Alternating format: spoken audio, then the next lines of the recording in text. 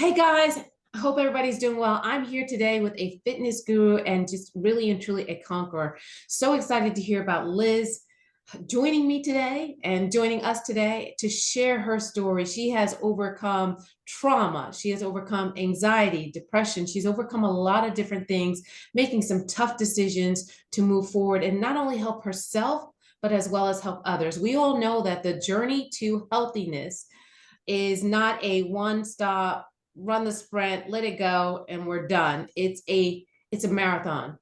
There are highs, there are lows, there are things that discourage us, delay us, etc. But it is a journey, and Liz is here to share her journey, how she got started, how she stays on track, and how she's actually motivating and helping others along the way. So, Liz, I want to thank you so much for your ministry and for starting Fit for Christ Sisters. Fit for Christ Sisters. Phenomenal. Liz, welcome. Thank you. Thank you, Kelly. I am really excited to be here. This is what I love to do. I can't wait to share and to really help people see that there's hope. There's hope. There's hope. There's hope. Was there ever a time when there wasn't hope for you? Do you think there was ever a time? Yeah. Because that's what I'm hearing. I'm hearing, right now we've got a high suicide rate, suicidal ideation rate. 1 in 3 young girls, adolescent girls, have suicidal ideations. Suicide rate is up. Opioid abuse is up. People are looking for that dopamine fill, and Yeah. going about it in a challenging way. So, as you said, there was a time when you were Oh, looking. yeah. Oh, Yeah. yeah. I was raised by a single mom, and I'm the youngest of five. And um, I had a I mean, I wouldn't say my childhood was normal. It was, I had a great mom, but 5 kids, no child support, no dad in the picture.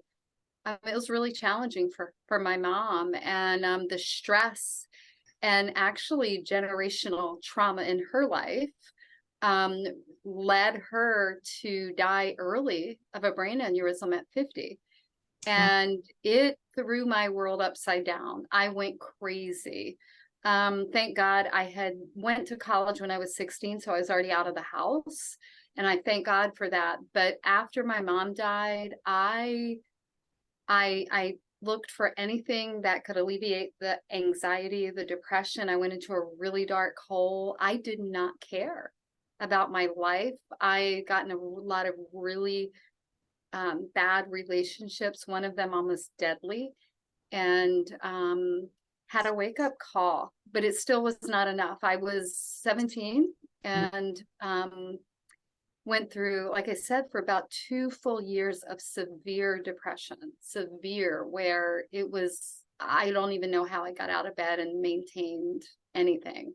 When you say that you didn't care about your life, how do you know today that you didn't care about your life? What were you doing to show that you didn't care about your life? Um, I I let other people rule me. I let people abuse me. I was physically abused severely, and then I would just pretend like it was no big deal.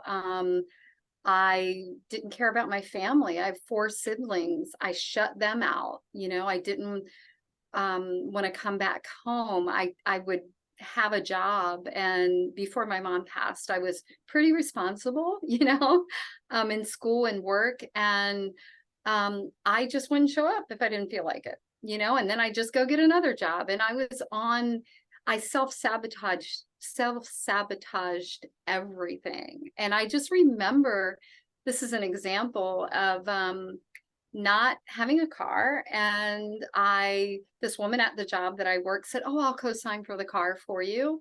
And she did. And I never paid that car payment or anything. And I even just recently, and it was repossessed, and I know it affected her credit. I was gone. I went to another area.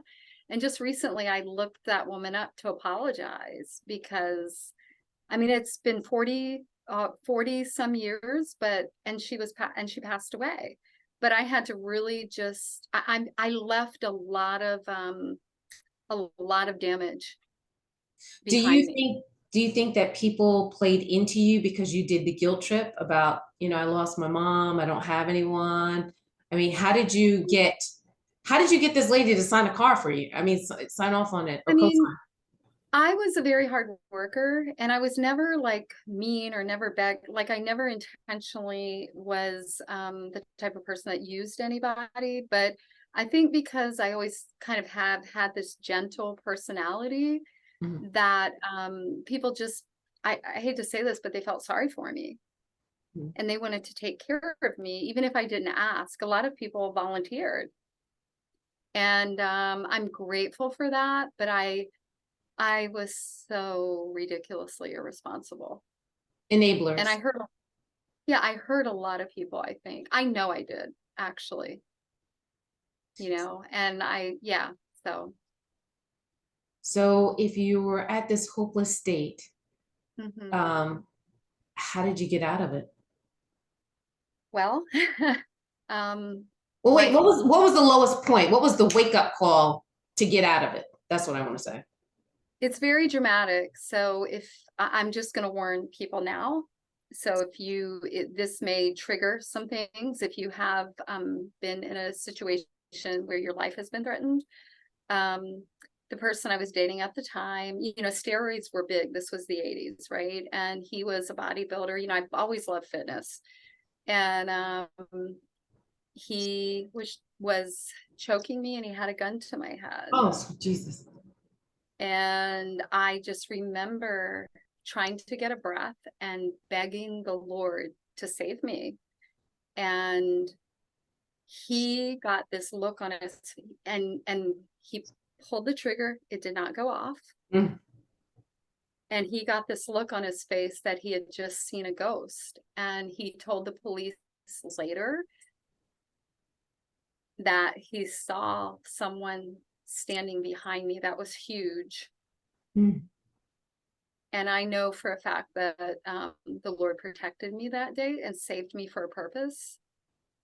And I called my brother. I said, I got to get out of here because it was in Texas at the time and my whole family was up near Washington, D.C. And I Mhm. said, I got to get out of here. I got to get out of here. And my brother drove down and we drove back to Virginia and from Texas. This was in San Antonio. And I'll never forget, we were leaving and this guy, crazy guy, was standing on a hillside waving bye to me as I was leaving on Interstate 10. And my brother just looked at me and he said, yeah, you got to stop. This is ridiculous. And that was, I thought, the beginning, but when you go through a lot of trauma and you need to heal, literally you don't think the way a normal person thinks, right? You don't think long term. You don't your ability to reason is totally out the window, and everything is skewed. And so what may be an incredible crisis for someone else where they're just going, you're just like, you think it's normal. I've already been through this. So if I've already been through this, it's just another day, It's just Yeah, another day. So if you start to become numb to some of the challenges that are out there, how hard yeah. was it to make that call to ask your brother for help? Because the thing is that I say when I used to be a domestic violence awareness speaker, the thing that I say is when somebody makes a call, right, for help, average victim of domestic violence leaves an abuser 7 times before leaving for good.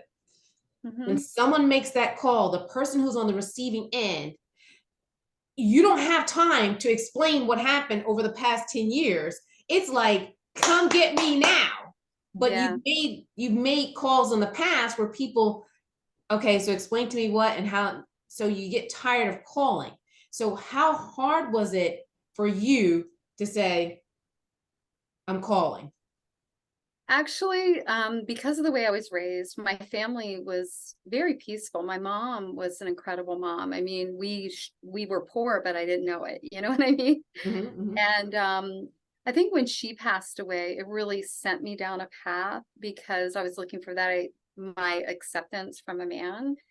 And that call was not hard because I still, even at that point, still knew what was good and what wasn't. But but I ended up still, like, because I kind of put myself in a really tough position. I quit college. I had a full scholarship. I quit. I mean, it was horrendous. After my mom died, I just gave up on life. And but that still was not hard because I never made a call like that to my family before, ever. So my brother was like, "Oh my God." He was shocked, so he knew it was real, right? But then when I came back up to this area, I was so broken. I was squandering. I was really great on the surface. I got this great job. I could always like put on the suit and do my hair, and I knew how to look professional, and I knew I spoke well. I could play the corporate game, to be honest. Mhm. And I was really good at my job. And I ended up meeting someone that I did not know at the time, even though I knew the relationship was totally a mess. But I was so devalued internally that I didn't care.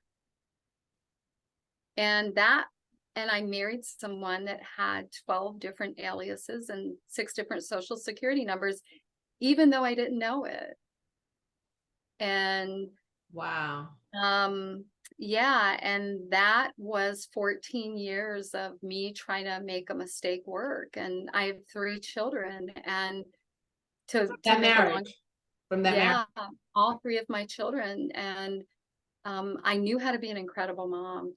My kids, like, I'm gonna fight for them. I couldn't fight for myself, but I could fight for them. And finally, after 14 years and being in that same violent situation, I had literally could tell you that I had almost like an out of body experience where I saw my 2 boys mistreating their wives. And I said, "Lord, why are my boys doing this?" And he said, "Because that's what they learned."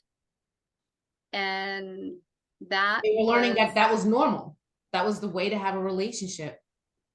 and that a week later, I took my children and I left. And I was homeless for about 3 months with my kids. I had a great job. I just couldn't afford to survive. I left, and it was torturous. Like, he fought me for about 4 years, but that day, that was what broke me, was me perpetuating this with my children and realizing my children did not deserve this. That is And the reason. I'm sorry, go ahead. no, and my daughter was a baby, and I just didn't want her to see this and think it was normal. I just knew. I was like, I had my mother's instinct kick in, and I said, okay, I gotta be the one. Like, he's not, like, I can't perpetuate this. I don't have an excuse. I can't, like, what am I going to tell my kids later? Like, and that was my true wake up call. And that's when I started rebuilding, and I started realizing what boundaries were, what normal really is, and I had an incredible woman that became my mentor, that taught me how to be a mom. And I sought a mentor out. I knew that I was lacking parental, like, I didn't learn any of this because I was so young when I lost my mom. And I just said, I've got to be different here. I've got to, like, and I committed my heart again to the Lord. And that's when everything changed. How did you find the mentor? And before you say how you found the mentor, I just want to say 50% of women who are in homeless shelters are in homeless shelters directly related to an abusive situation. So the abusive situation is what brought them into the homeless situation. And typically women leave an abusive relationship because of harm to the kids, harm to a pet. It's not so much harm to themselves. Like you said, they become numb and they become Yeah, used to the abuse. So they don't really have a lot of value in themselves, but they exactly. do have a lot of value. They stay for the kids, they leave for the kids, they stay for That's the right. pets, they leave for the pets. Especially with regards to upscale abuse. And Oh I'm not yeah. sure if you're familiar. Okay, so upscale abuse, I just wanted to say this really quickly. It's completely it's the same as domestic violence, but is completely different in the sense that individuals who are a part of an upscale or live in an upscale or a certain economic environment, what happens is when they go to homeless shelters, the homeless shelters say, well, you have other resources or you can find other resources. This is for people who don't have and are of lower socioeconomic status. So a lot of times those women will go back to an abusive situation where the spouse may have access to more deadly or more, put them in a mental health institution or something like that, something much more severe because of their network. And That's exactly what happened to me. That's exactly what happened to me. That's why I lived in my car, because I left. I mean, our home was almost $1 million. Everybody, I'll never forget a woman from my neighborhood that saw me bringing my kids to the school, because I wanted to keep my kids in their school. So we would sleep in the car and then we'd go to the gym at 5:30 in the morning, and the manager would let us all take showers. And then I would leave and take them to school and go to work in my suit, and nobody knew. For 3 months we did that. And did you that, tell I the remember that. policeman when you're sitting in the car, did you let the policeman know what was going on, or did you? I never ever got approached by the police, ever. We used to park in the giant parking lot, the giant food store parking lot. And it was a really great neighborhood, and I'd park under a tree, and they didn't know. I kept the car clean. We kept everything in the trunk. I told the kids, we got to keep it clean. We go to the library at night. We stay there until they closed. And then, we would go and start it all over again, but it was really important for me to keep my kids in the school and keep their education consistent, and show them, and just have that some semblance of order for them, that consistency. And this lady just looked at me and she said, I can't believe you left all this. And I was like, I said, yeah. I said, so just imagine how bad it had to have been for me to leave all this. Yeah. And a lot of people don't understand. So because they don't understand, they're like, well, can't you just do something better? Or can't you just do more of this? Or and Yeah, and and, and the thing is, in order for someone to leave, it takes so much for a person to leave. You know what I that's mean? right. Sometimes you don't have the support network to Yeah, leave. Sometimes you don't exactly. have that mentor or the gym or anything like this. I mean, I heard a lot of stories in the process, and you're very, very lucky to have found a mentor and someone cared. Is that the person that took you from the car to a house? No, I actually, I was about to have a mental breakdown through all of this. And I pulled to the side of the road and I just said, Lord, I don't even know what you want me to do right now. Like, I'm going to lose my mind. And literally, I'll never forget, I was making a circle and I was so stressed. I couldn't even decide whether to go into McDonald's to get the coffee or go through the drive-through. I started crying. I couldn't even make that small decision. So that I knew I was close to a breaking point. And I'll never forget, I was driving past the McDonald's and I looked up and I saw this little house that said Emmanuel's house. Mm. And it was free counseling as part of Emmanuel Church in Springfield, Virginia. And I walked in and I said, I don't know what you do, but I need help. And this woman came over to me and she said, oh my goodness, come and sit down. And they counseled me for free for 2 years. I would show up in that little chair at 3 o'clock in the afternoon, the nice, cozy, soft chair, and they always have the nice blanket, all of those things that are so important, to make you feel safe. Mhm, mhm. And so they gave me a mentor, and she was part of their counseling network, and she mentored me for about 14 years. 14 years. It's a journey. It's not a sprint. It's Exactly. a journey. Exactly. So Exactly. I'm still trying to understand, how did you get out of the car? Like, how did you find a place to live? We were in Giant, and see, this is why my faith is so strong, because the Lord literally orchestrated everything. But Mm. I cried out so much. Like, I'm not telling you this was all easy. There were so many nights where I would just literally I didn't sleep. I would just, I mean, it was so hard. So we're going through this quickly, but don't think by any stretch that this was just, oh, here, and then this happened. And, it's always a journey, like you just said. We were in the car and we went in the Giant to buy something to eat. Because like I said, I had a job. I just couldn't afford the $2,000 a month rent. And of course I didn't have any child support, nothing. Right. So just figuring that out. And my daughter kept pointing to this card that was on those bulletin boards where people rent, where we have a room to rent, or that, they do the classified ads on the bulletin boards in grocery stores. They used to. So if they don't anymore, but this was in like what, like early, late night or almost 2000, like 1999. Right.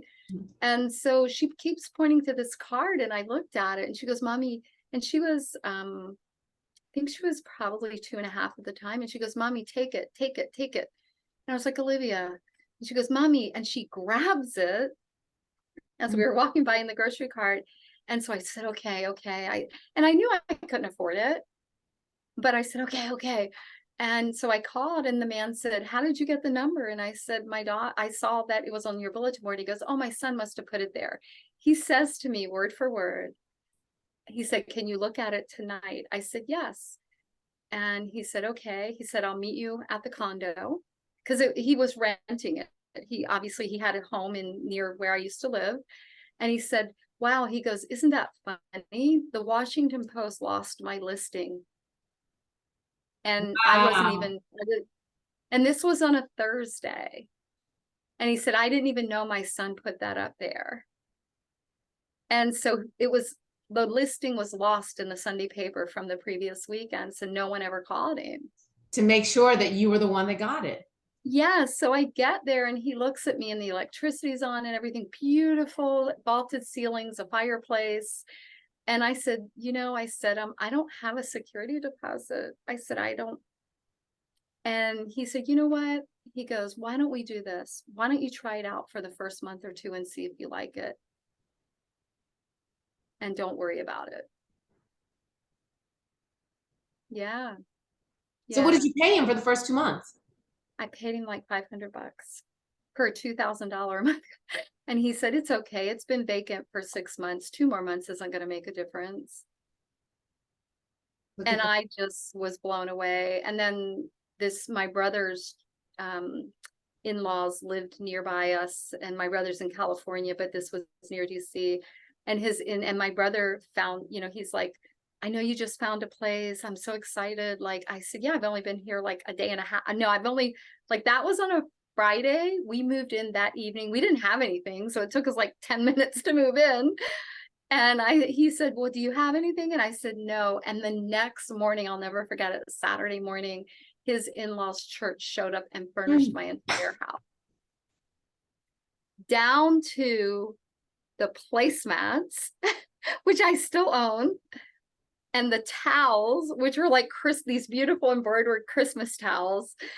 And I still have those. And I just remember my daughter looking at me. She goes, oh, this is so cool. Every day is Christmas in our house. But that just my kids had their own room. They had furniture. We had everything. And I just felt so loved and taken care of. And it was still a fight in court and, such a long process. You know how that goes. Of course. But, just starting to see that this was possible, starting to value my ability to survive in a healthy way. And a big part of that was working out, was going to the gym, was treating my body in a way that I had to fight my depression. And my way of fighting depression was always working out. So how did you start working out? Were you working out when you were married? Yeah, but I actually was, when I was 12 years old, I was about 244 pounds. And and I starved myself to lose weight because I wanted to be cute by high school, right? And I didn't do it a healthy way, but I just started really realizing how much better I felt when I would work out when I was about 13 or 14, and just started, I would read every book I could. I would go to the library and get every book on working out, and just started really getting into the whole fitness side of it. And I had an uncle who was a doctor, and he said, he did say to me, he goes, Liz, our whole family fights depression. And he said, I run. I think I was 14 at the time. He said, you really, really need to work out, Mm. because you need to exercise, you need to walk, you need to do something, you need to run. And he really encouraged me. And he unfortunately passed away young too. But so that was really why I started to work out. I felt good. I hate to say this, but I was teased relentlessly as a child, and I never wanted to be fat again. Mm. I did it for vanity, but then I realized how incredible I felt, and how taking care of myself afforded me so many opportunities I probably would not have had otherwise. So tell me what not incredible and incredible looks like. Tell me what the difference is from not working out to working out. Was there ever a time period where you didn't work out? I mean, when you had the kids in the car, I mean, Um, because you yeah, I had, mean, a few, but honestly, probably 42 years now, I've probably only missed a few weeks, and that's when I've had surgeries and things like that. wow, wow. It just Because you said you became, were changing clothes at the gym, yep, I right? would work out. And I would always go during my lunch hour. I never went in the morning, because that was just to get ready for the day, right, with the kids. But not working out, black hole, heaviness, um, lethargic, um, not able to focus, not wanting to even, like, if I was not working out and we were trying to have this conversation right now, I would not be on here, or I would turn my camera off, because I would not want to be around anyone. Wow. It would be very, very hard for me to be having this conversation so candidly, right? Wow. But Work, does it yeah. increase your confidence or something? Like, I don't get it. I don't get it. Like, No, there's a heaviness in my spirit that occurs when I don't work out. And it just, there's a freedom I feel when I work out, like mentally, physically. Um, it's not, it doesn't, like, I think actually working out became an obsession of mine, but now it is 100% about how I feel in my health, especially as you get older. You want to have your independence, you want to have your mobility. And that's been the big shift. Before, it was always about the way I looked. And I was in my job before I went into fitness full time was in television and radio. And so you always had to be a size 4, 6, like, you have to look a certain, that presentation is everything. And so that kind of kept the pressure on for me to continue. But now it's truly about the freedom, especially as I've gotten older. I mean, just it changes everything, right? yeah, it And does. It yeah, does. and our body is meant to move. It's not meant to be stationary. But when you have depression, the last thing you want to do is move, right? So creating those neural pathways in my brain where it's who I am. It's not, I don't have to force myself to do it. I just do it because it's so ingrained in my brain, Yeah. You know, you it's so know, funny which because is it's a, some days I love to do 2-a-days. Like, I'm like, okay, I'm ready to go back to the gym again. I got this, got this. Because if I don't go to the gym, so I'm from New Jersey, and I'm used to going to Manhattan on the weekends. I'm used to that vibrancy. I'm used to, an Mhm. eclectic environment. Things are always going on, things are always changing. So when I'm not engaged like that, if I'm not at the gym, I'm eating.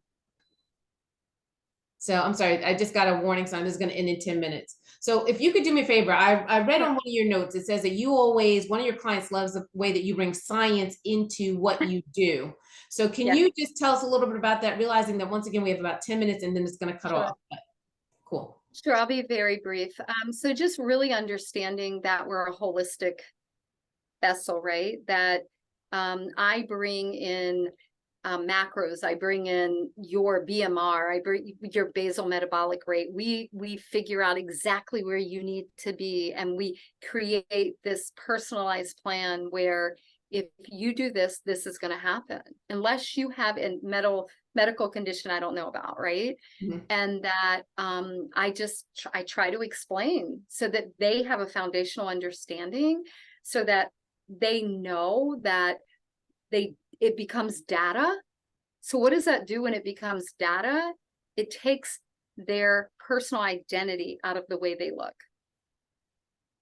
And they realize that it's not judging them. It's truly possible for them when they look at it as data and not look at it as a judgment on who they are as a human being. Who comes to you? Who would come to you and say, I need help? Or how does someone come to you and say, I need help? Um, I get referred, but I also do a lot online. I have a Facebook group of about 1,500 women. I've, all the social media outlets. Who comes to me? Women over 40 that miss their oomph.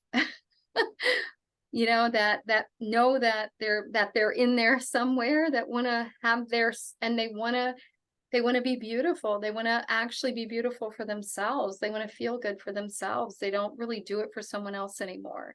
They want to be around to enjoy their grandkids. They want to have their independence. They want to have energy.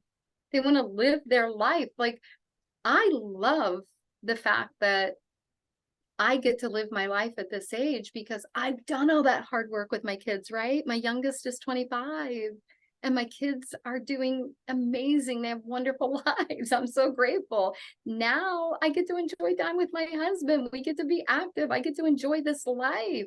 Now's the sweet Husband, time. husband, Yes, yes. how did you reconnect? How did you find somebody? How did you begin to trust? Oh my goodness. Yes, please tell us. Um, I went online. My husband went online. We met online, and I did not date for 7 years. I didn't want any part of it. I was like, I love my kids. I love my job. I was really successful in my career. Finally felt like, man, I can exhale, right? And don't you know, I saw this guy, he saw me. We couldn't meet up, and I just said, Lord, I don't really want any mess. I don't, I'm done with that. I don't need, I had I don't need anyone, but I wasn't militant. I just really was okay with my life the way it was. And I said, but if this is somebody you want me to be with, you got to show me something, because I don't want to put my kids through hell again. And the Lord, on the way to meet my husband, said, ask him when his birthday is. And we met at a Starbucks. And first of all, when he showed up, he was a You like bodybuilder. bodies. My mother used to say, I know you're going to marry somebody that you feel like you can't beat up, because I've always been very strong. And I said, yeah, you're right. So he came in, and first of all, I was like, yay, because he looks just as good as he did online. And he saw me and he was like, yay, and I said, okay, you're going to think I'm crazy, but the Lord told me to ask you when your birthday is. And he's like, it's October 9th. Why? We have the same birthday. Get out. No. Yeah. And so, and he has 3 kids. I have 3 kids. And Wow. it was very difficult the first few years. We were both looking at each other like, what did we do? Because our kids were like, even though we were in a place to be together, I heard that your children, when you get married again, to them, it's like a funeral, because they realize there's no hope of their parents ever getting back together. So you may be celebrating. And so being aware of that, it was tough. I mean, but we persevered, and we celebrate 15 years in September. Next month it'll be 15 years. Yeah. Wow. So it's difficult. The marriage was hard in the beginning, but we're at a place now where, you smooth things out, and the kids love him, and his kid, like, everybody is like this. And it's a beautiful thing, It's possible with a lot of persistence and hard work and prayer. And God on your side. Yeah, if you're And not ready, I would not recommend it unless you're ready. But I don't think you're ever ready, though. You just can't quit. yeah, yeah. So, but he brings out the best in me, which I'm very grateful for. I always say to people, make sure you're ready, because if you're praying and you're asking God for someone, God's going to send you his best, right? That's God doesn't send us junk. He's going to send you his best. And if you're not ready, you will be hurting God's best, right? You You're know not what? saying thank you. Exactly.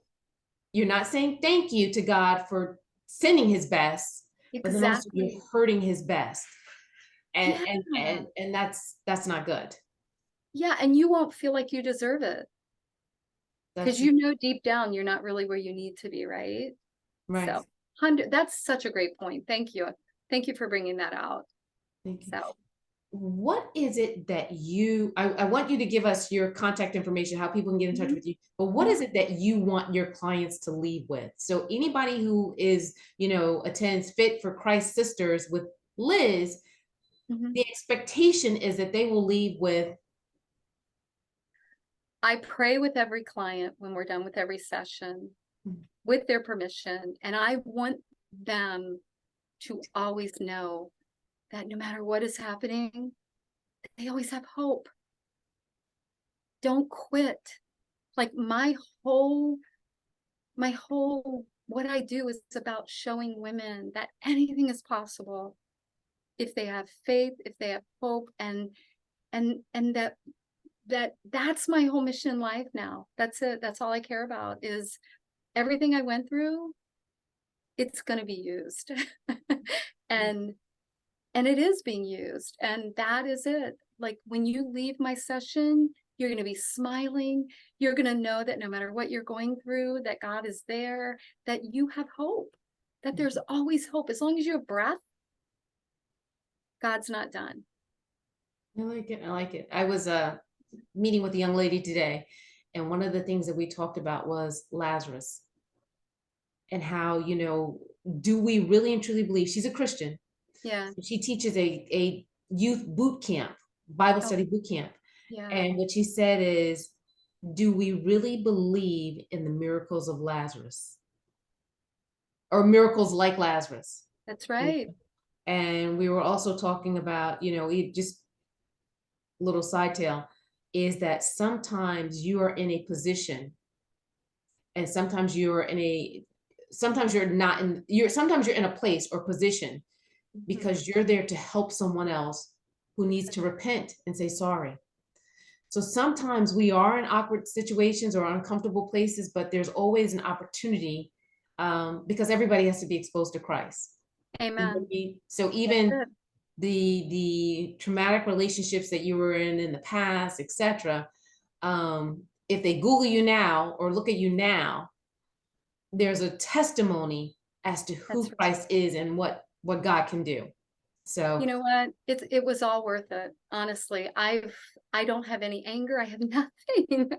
I'm so grateful for my life. I have incredible gratitude. And I can't even tell you what that means to be able to let people know that there's hope. Like, and that if you have a mirror, if you want a miracle, you got to have a situation where you can't fix it because that's a miracle. If you can fix it, it's not a miracle. And that's where God shows up. and that's where the testimony comes in. So really quickly, I want to make sure I don't lose. Can you give us your contact information really quickly? Sure, it's fitforchrist.com, FITFOR Christ, CHRIST, sisters.com. And if you go there, you'll see you'll see what I do, and you can send me a message, and that's the best way to reach me. And ask questions. And do you offer virtual services? I know what the answer is because I saw it. Yes, I offer everything virtual, especially during COVID. I offer face-to-face. I come to your house within a certain area. I do, you do self, Group? yes, I do self-paced. I do group.